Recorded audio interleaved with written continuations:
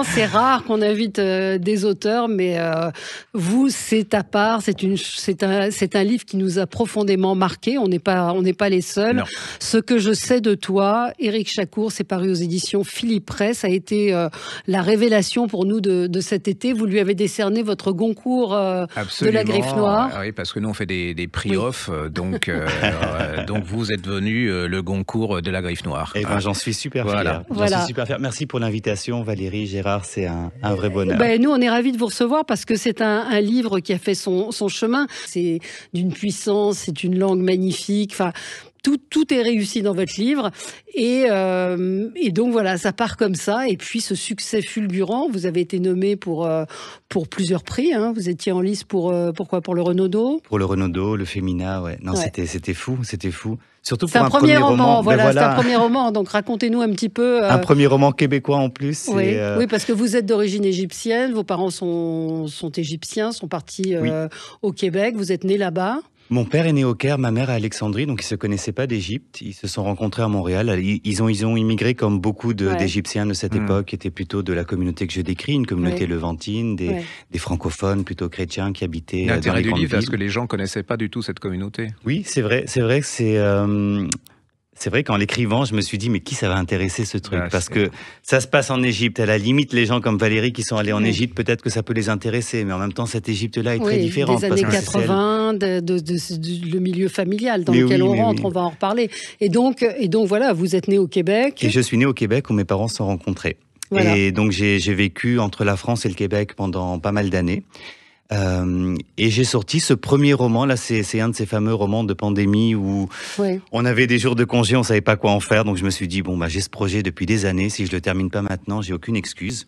Je me suis donné un petit coup de pied et je l'ai envoyé à un éditeur qui l'a pris au bout d'un mois et demi. C'était Philippe Ray ou c'est d'abord au Québec? Voilà, il est sorti chez Alto au Québec, qui est un éditeur détonnant, comme il se dit, c'est-à-dire il publie beaucoup de choses.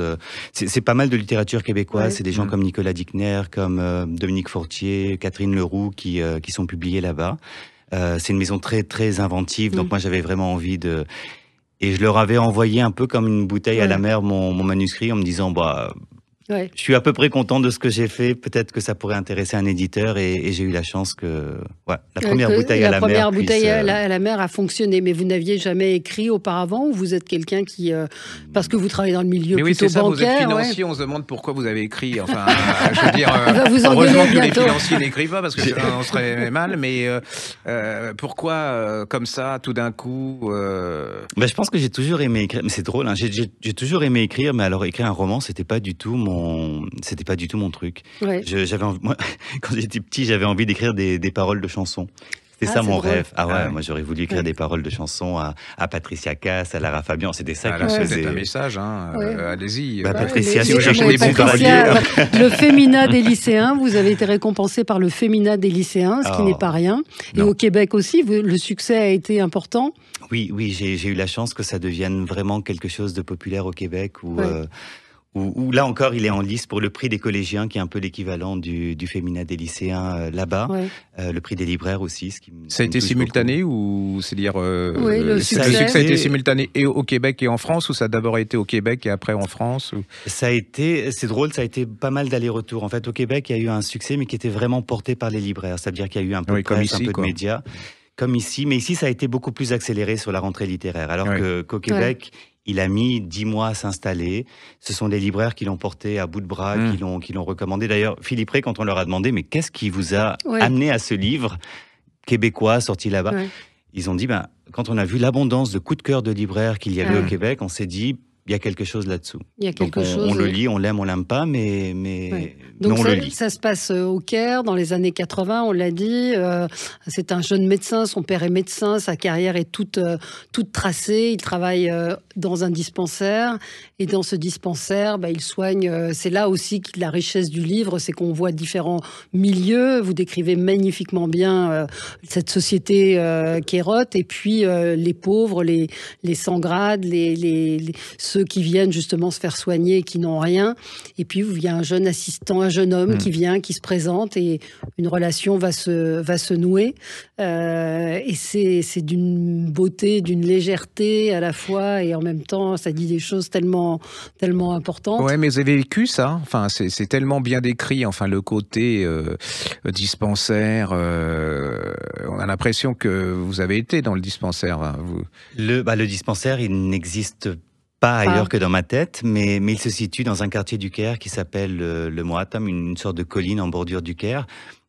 Où se trouvent ce qu'on a souvent appelé les chiffonniers, puisque c'est Sœur Emmanuel qui a fait ces ateliers. Voilà. C'est pas vraiment des chiffonniers, c'est plus des recycleurs, mais c'est des gens qui s'assiedent comme ça sur des tas d'ordures. Puis il faut les voir, ils sont en famille. La petite trie tous les rebuts de chiffon, le garçon fait les canettes de coca, etc.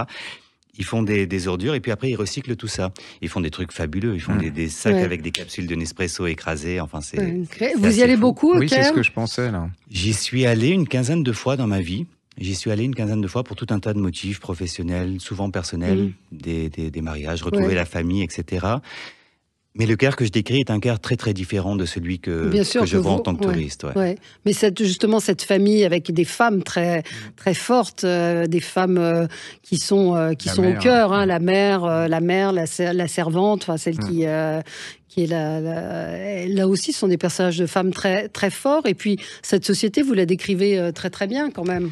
J'avais envie de raconter comment un homme peut être écrasé par des responsabilités qu'on lui fait peser sur les épaules parce que c'est un homme, et comment une femme peut être écrasée par les responsabilités qu'on lui refuse parce que c'est une femme. J'avais envie de raconter ce genre de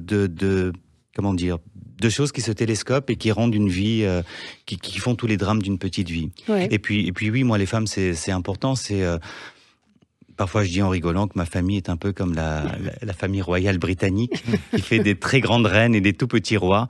Bon, ma famille, c'est comme ça. C'est des femmes qui ont un fort caractère, qui ont qui prennent des décisions, qui ont souvent plus d'ambition et d'idées que leurs homologues masculins. Mais dans une société traditionnelle, on donne la parole aux hommes parce que c'est comme ça. C'est souvent le cas, oui. Quand on lit les romans qui se passent en Égypte ou en Tunisie, en fait, les hommes croient avoir le pouvoir, mais c'est les femmes qui dirigent tout, quoi, dans l'absolu. Oui, et puis c'est quelque chose de, mais je pense que c'est comme tout dans la vie, c'est comme la richesse, par exemple, quand on vous donne la richesse depuis l'enfance, vous n'avez pas le même rapport à l'argent et peut-être pas non plus le même envie de conquérir le monde que quand vous ne l'avez pas eu et que vous le recherchez. Et puis il y a l'homosexualité qui est au cœur du roman, sujet tabou s'il en est en Égypte et dans d'autres, dans beaucoup de pays qui n'existe même pas dans le code civil égyptien, qui est totalement. Le livre va être traduit, me disiez-vous avant l'émission, en Égypte. Oui. Il va être traduit en arabe, il va être traduit dans une dizaine de langues, il est en cours de traduction, dont l'arabe, ce qui pour moi est une fierté personnelle. Et puis voilà, ça a une grande valeur sentimentale. Mais vous n'avez pas hésité à aborder ce thème-là Non, parce que c'est ce que j'avais envie de raconter. Et puis accessoirement, je pense qu'il y a aussi une forme d'insouciance quand on écrit un premier roman. J'avais aucun objectif de publication. J'écrivais mon truc sur mon lit depuis des années. Et vous écrivez sur votre lit? Oui, c'est très confortable. C'est très confortable. Et vous avez un plan ou vous écrivez au fil oui, moi j'ai besoin d'avoir un plan très granulaire, précis. J'ai besoin de savoir chapitre par chapitre quels sont les personnages en présence, les informations qu'ils s'échangent. Peut-être aussi ce qui va donner envie, selon moi, au lecteur de tourner la page. Ça, c'est quelque chose d'important. Après, j'écris dans le désordre. C'est-à-dire qu'une fois que j'ai mon plan, je sais exactement quels sont les chapitres, je peux les prendre dans un ordre qui m'inspire. Donc, et comme il a été écrit sur plusieurs années, parce que personne ne m'attendait, puisque moi, je ne pensais pas le publier, il y a eu tout un travail à la fin parce que l'écriture, elle évolue en 10-15 ans. Bon, on n'écrit plus de la même manière. Donc, il y a eu tout un travail à la fin de réharmoniser l'écriture. Mais oui, j'écris avec un plan, c'est très important pour moi.